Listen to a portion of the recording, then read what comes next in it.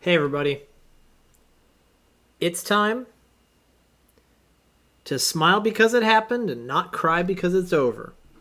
For just 3 more days, it's time for math with Mr. Troy.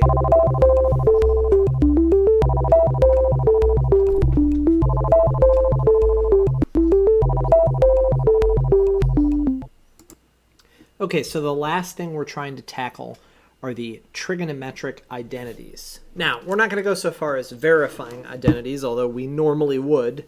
You know, this isn't a, normal year, I guess. But we're going to start talking about these because you might as well, right? We got a whole nother week. What are we going to do, not learn? Okay, the first 6 identities are the reciprocal identities. Those are really easy.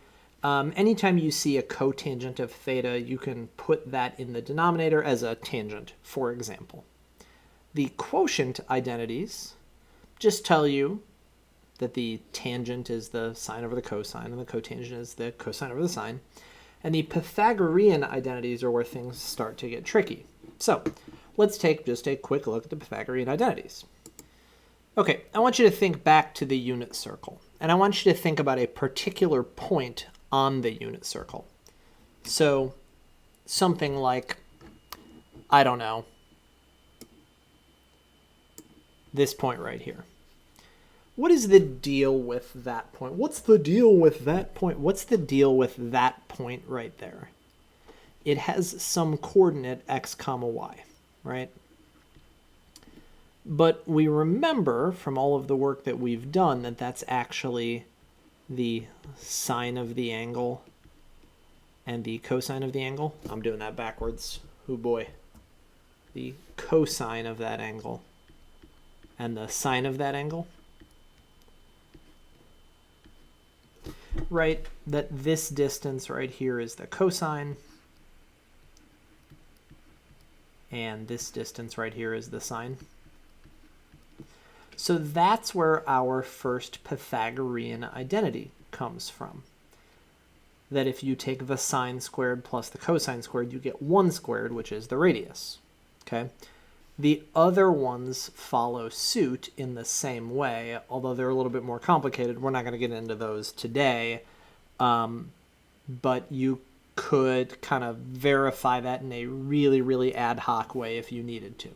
All right, let's look at a couple others. All right, these are what are called the cofunction identities, and they are what relate a function to its co. So the sine and the cosine, the tangent and the cotangent, and the secant and the cosecant. So remember that the co in cofunction comes from the word complementary, which is why there is a pi over 2 in here. Pi over 2 in degrees would be 90 degrees. Okay. So this is just saying the cosine of an angle equals the sine of its complement.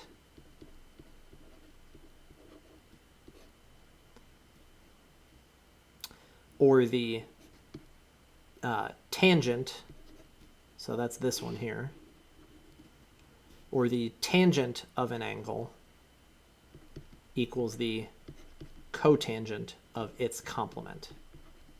Okay? So that's a way that you can substitute in a cotangent for a tangent or a cosine for a sine, etc. Okay? Since these are not obvious, and the 3 Pythagorean ones might not be obvious, those are things that you need to memorize. Now, no tests in the time of coronavirus, I guess, but at some point, somewhere in your life, you will take another math test, I hope.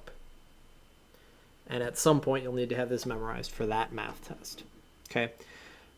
So the sine of an angle is the cosine of its complement, or however you want to think about that. Okay? And here come the couple. So these are what are called the even and odd identities. These are the ones that if you actually learn them and think about them, will stick with you, I think, the most easily. Okay, so let's take a look at just the first one. The sine of the opposite of u equals the opposite of the sine of u. So this is the same thing as f of x equals f of the opposite of x equals the opposite of f of x, or an odd function identity. So this is an example of an odd identity. So the reason for that is that the sign looks like this. Hey, not bad. And if we have a point here at x comma f of x, then there's also going to be a point here where the opposite input gives you the opposite output. Okay, and the same thing is true for, say, the tangent. Tangent is also an odd identity because the tangent is an odd function. The cosine, though, is an even identity. So if you take, say, the cosine of 12, that is the same thing as the cosine of negative 12. Make sense? Okay, so you're going to want to flashcard those or something, because those are something that you need to have memorized, and the only way you memorize them is to practice them, look at them, think about them, etc. Right? Okay, so what your WebAssign is going to look at is simplifying things down by doing trigonometric substitutions, by applying these identities. What you're not going to have to do is you're not really going to have to verify identities. Okay? So we're going a little bit less far than we would normally, but if you're taking honors pre-calc next year, you will definitely spend tons of time doing this. So we just want to see, what do these things simplify down to? And there are some things that you're going to do a lot of. Okay? So some things you're going to do is you're going to do tan substitutions. Now, is that how you spell that? Maybe. Sorry for the handwriting. A tangent substitution is not really what we would say. We would really say apply a quotient identity. But I'm going to call it a tangent substitution because that's going to help you remember it. So that's one thing. I'll get back to the rest later. So one thing you might do is you might say, okay, I know that the tangent is the sine of theta over the cosine of theta.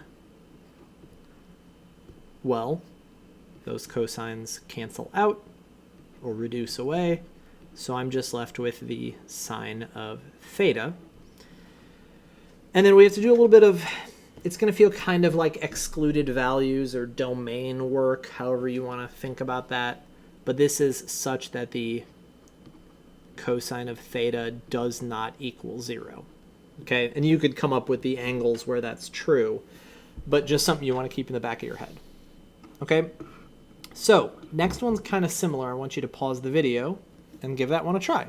Try problem number 2. You'd be using a cotangent substitution, or perhaps a reciprocal substitution for the secant or cosecant. Give it a try. Okay, so what I did there was I just did a substitution wherein I substituted for anything that wasn't the sine or the cosine. Okay, so the cosecant is 1 over the sine, the cosine over the sine is the cotangent, and the secant is 1 over the cosine. All right, so I get some cancel action, and I'm left with just 1 over the sine. Now, we want to leave these as simple as possible, which in this case means fewer denominators. Okay, so we would say that this simplifies down to the cosecant of theta. Try not to get hung up on what's the perfect answer. I know it's kind of tempting to do that, but try not to worry about that.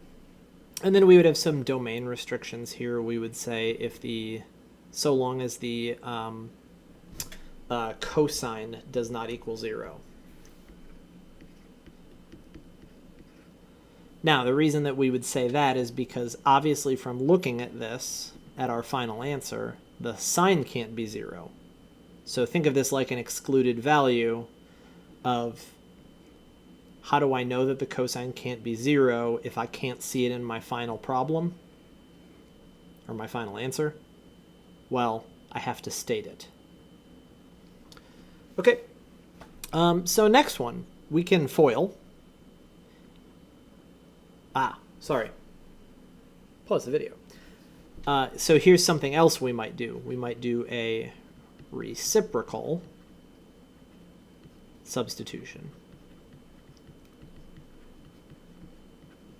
So that's what we did here. We did a bunch of reciprocal substitutions. Or we might simplify. So add, subtract, multiply, divide, something to make something more simple.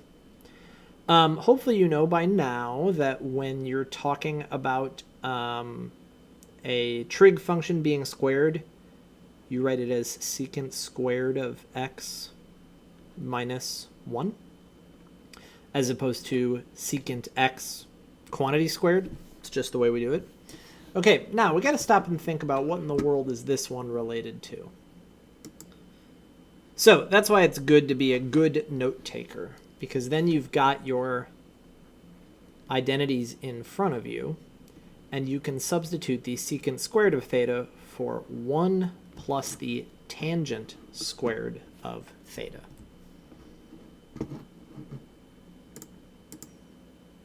So this would be like a Pythagorean substitution.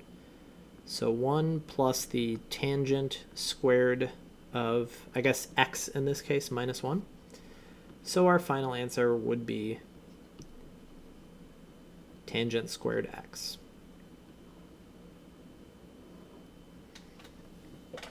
Okay, if you see squareds in a problem, you're probably going to want to think Pythagorean identities. So you're going to want to ask yourself, is there some way that I could turn this into a Pythagorean identity? You're not always going to get it on the first try. Okay, pause the video and just think about what your first step would be. So I'm going to start by doing reciprocal substitutions and seeing if that does anything for me. Now, you are allowed to call any power of a trig function by that same power of the reciprocal.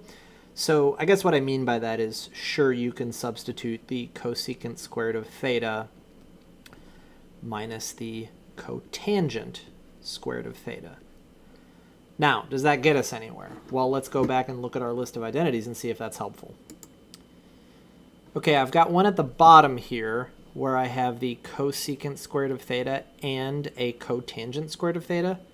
So I'm going to try substituting there and see if that does anything for me. I'm going to substitute the more complicated thing in for the less complicated thing. Okay, we'll see what that does for us. Okay, so 1 plus the cotangent squared of theta minus the cotangent squared of theta. Oh, that's just 1. Okay, so yes, there are plenty of other ways to do this, so don't worry if you did it in a different way.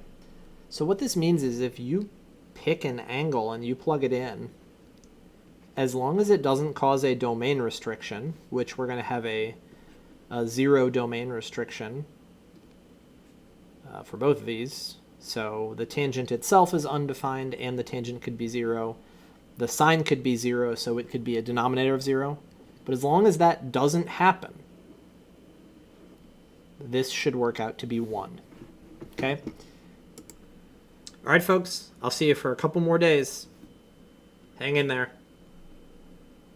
Bye.